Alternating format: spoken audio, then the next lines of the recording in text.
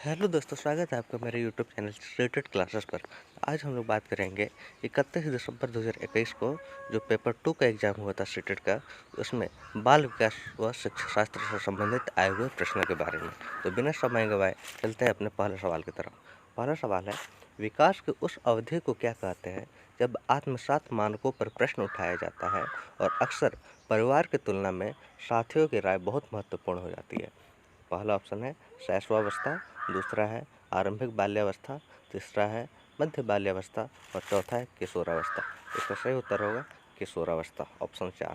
चलते हैं अगले सवाल पर। अगला सवाल है, यह देख करके उनका पुत्र रवि पठन में बहुत रुचि लेता है और 3 वर्ष की आयु में ही पढ़ लेता है। उसके माता पिता ने उसे बहुत सी पुस्तकें ला कर दी।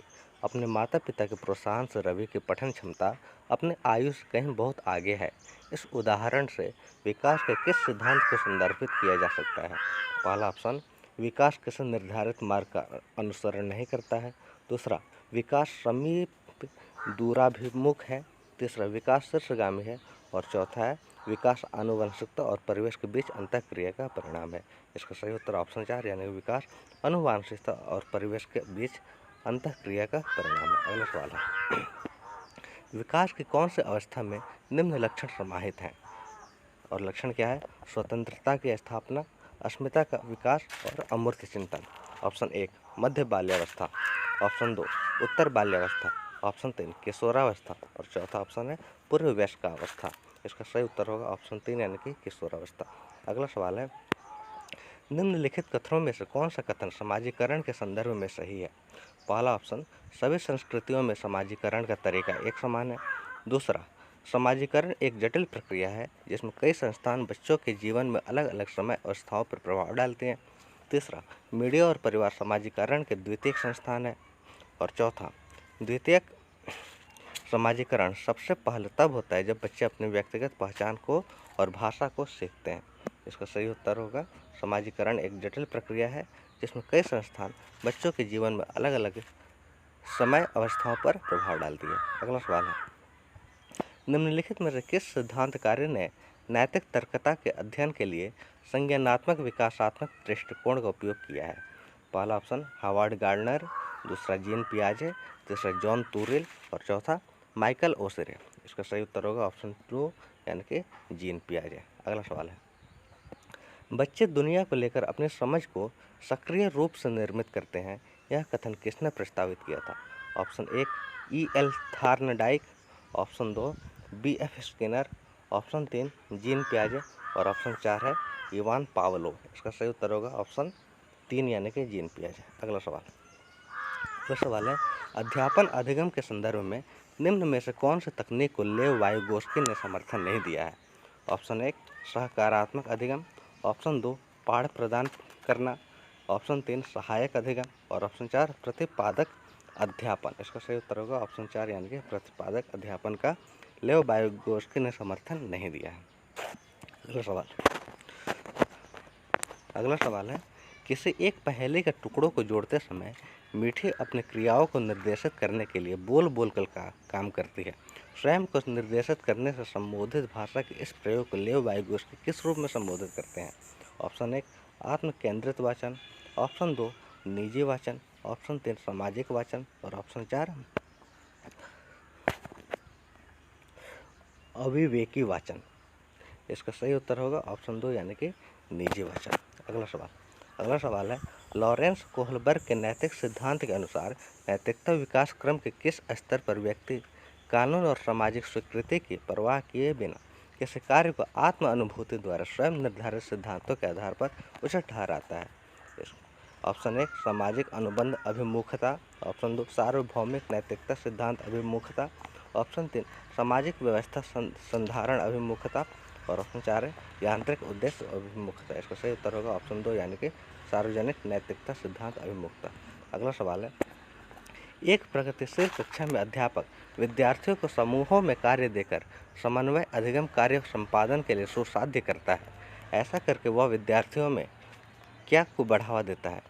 पहला ऑप्शन प्रतियोगिता को, दूसरा सहभागी अधिगम को, तीसरा प्रतिद्वंदिता को और ऑप्शन 4 को कुंठा को। इसका सही उत्तर होगा ऑप्शन 2 यानी कि सहभागी अधिगम को बढ़ावा देता है।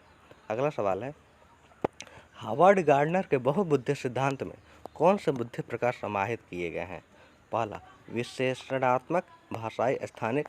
दूसरा सृजनात्मक, विशेषणात्मक, व्यवहारिक। तीसरा भाषाई, तार्किक, गणितीय, सांगीतिक। चौथा द्रव्य, स्फटिकीय और सामान्य। इसका सही उत्तर होगा ऑप्शन 3 यानी कि भाषाई, तार्किक, गणितीय और सांगीतिक। अगला सवाल, बच्चों में जेंडर रूढ़िवाद के खंडन हेतु निम्नलिखित में से किसका प्रयोग टालना चाहिए? पहला अन्य जेंडर के बच्चों के साथ संयुक्त प्रयास करना। दूसरा गैर रूढ़िवादी गतिविधियों से जुड़े वयस्कों से अनावरण। तीसरा लड़कियां कला में अच्छी होती हैं और लड़के गणित में उत्कृष्ट होते हैं जैसे वर्गीय उक्तियों का प्रयोग करना। और ऑप्शन 4 विविध जेंडरों के बारे में जन्मजात क्षमताओं और क्षमताओं के सामाजिक अभिज्ञता पर समालोचनात्मक चर्चा करना। इसका सही उत्तर होगा ऑप्शन नंबर 3 यानी कि लड़कियां कला में अच्छी होती है और लड़के गणित में उत्कृष्ट होते हैं जैसे वर्गीय उक्तियों का प्रयोग नहीं करना चाहिए। अगला सवाल है, अभिकथन दिया है, एक अध्यापक को अपनी कक्षा में वैयक्तिक भिन्नताओं को पोषित नहीं करना चाहिए। और इसका तर्क दिया है, प्रगतिशील शिक्षण का उद्देश्य यह सुनिश्चित करना है कि सभी बच्चों को एक रूपी तरीके से निर्देश दिए जाएं और मानक विधियों से उनका आकलन किया जाए।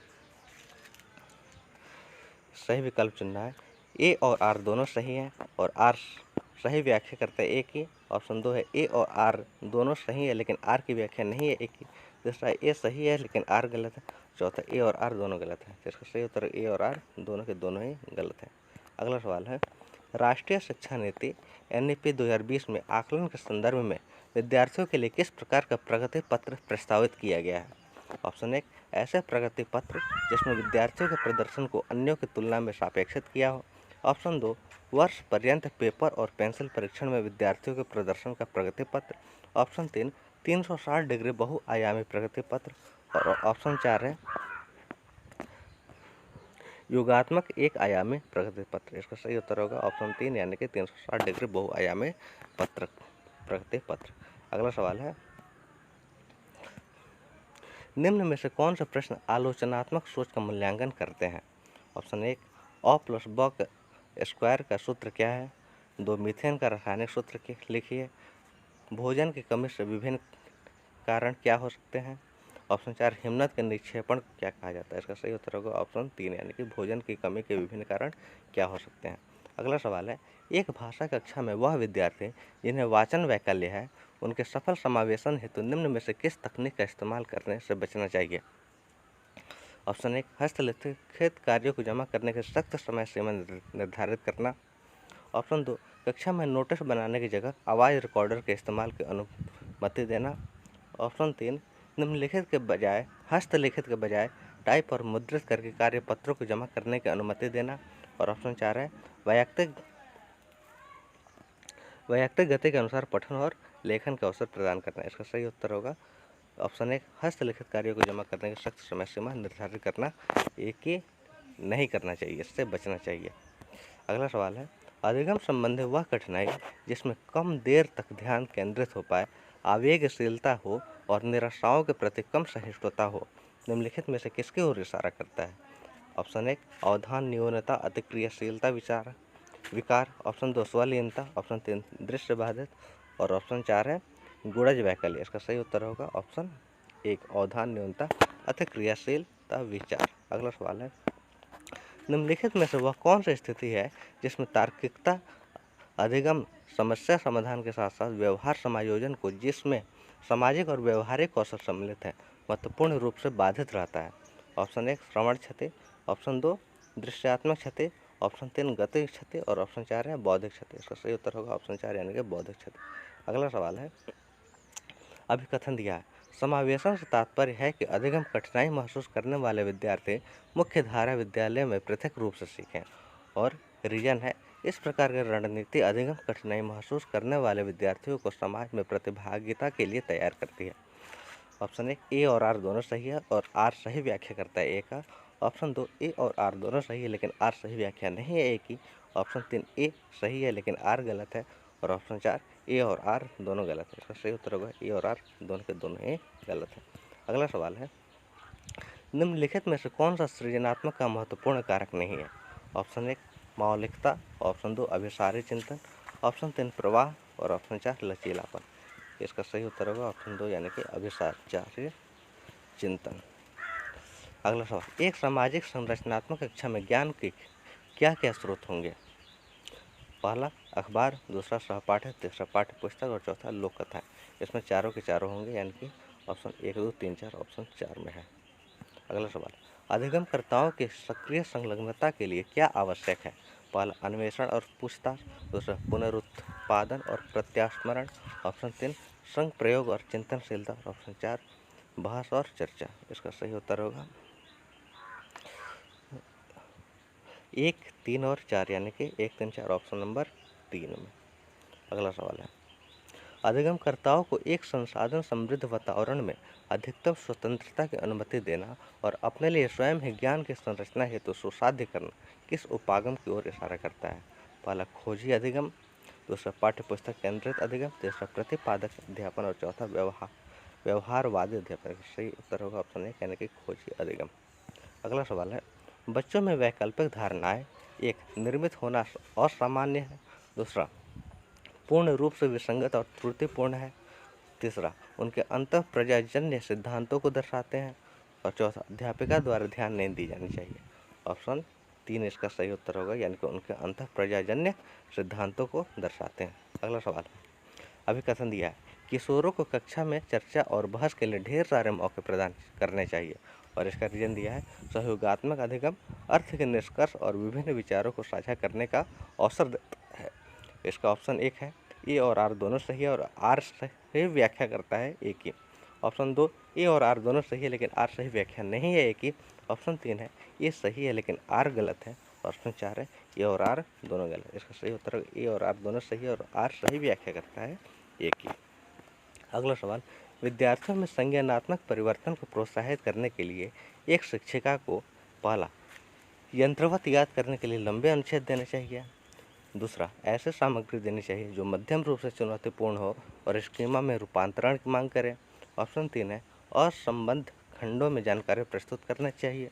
ऑप्शन 4 है ऐसे कार्य देने चाहिए जो बच्चों के वर्तमान संज्ञानात्मक स्तर से अत्यधिक ऊंचे हो। इसका सही उत्तर होगा ऑप्शन 2 यानी कि ऐसे सामग्री देनी चाहिए जो मध्यम रूप से चुनौतीपूर्ण हो और स्कीमा में रूपांतरण की मांग करें। अगला सवाल है, योग्यता की खाली स्थान धारणा का आशय है कि सफलता पाने के लिए प्रयास सार्थक भूमिका निभाते हैं।